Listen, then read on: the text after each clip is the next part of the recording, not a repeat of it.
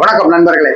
மழை விட்டாலும் தூவான விடலன்னு சொல்லுவாங்க. அது மாதிரி தாவேக்கா ஜெயிச்சும் பிரயோஜனம் இல்லை.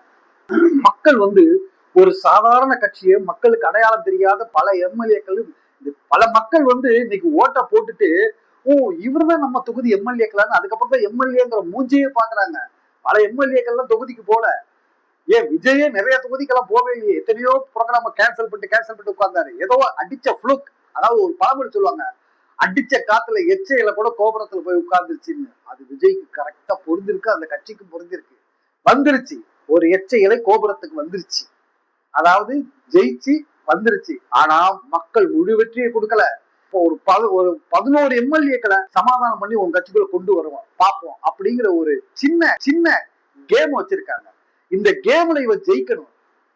இந்த டெஸ்ட்ல இவன் ஜெயிக்கிறாரா இல்லையாங்கிறத நீங்க பாருங்க. ஏன்னா ஜெயிக்கிற மாதிரி தெரியல. ஏன்னா அங்க அமித்ஷா விடமாட்டாரு. நான் இவ்வளவு கஷ்டப்பட்டு எல்லாம் பண்ணிட்டு இருக்கேன், நீ காங்கிரஸ்காரனை கூட வச்சுக்கிட்டு இருப்பிய?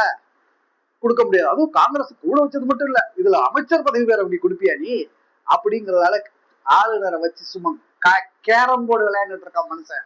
ஒவ்வொரு காயினையும் சும்மா பந்தாடிட்டு இருக்கிற அமித்ஷா. எனக்கு இப்ப அமித்ஷா பண்றதெல்லாம் ஓரளவு ஏதோ சரின்னு தாங்க படுது.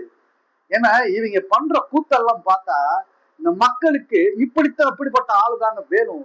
தயவு செய்து தமிழ்நாட்டுல பிஜேபி ஆட்சியை பிடிக்கணுங்க. பிடிச்சு எல்லா திட்டங்களையும் ஒழிக்கணும்.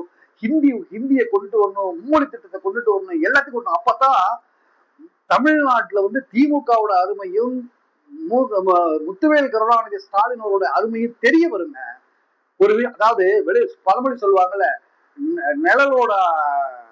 நிழலோடைய அனுபவம் வெயில்ல போனவனுக்கு தான் தெரியும் நிழலோட மகிழ்ச்சி. அது மாதிரி கஷ்டப்பட்டு இருக்கிறவங்களுக்கு தானே முன்னாடி எப்படி இருந்தோங்கிறது தெரிய வரும்.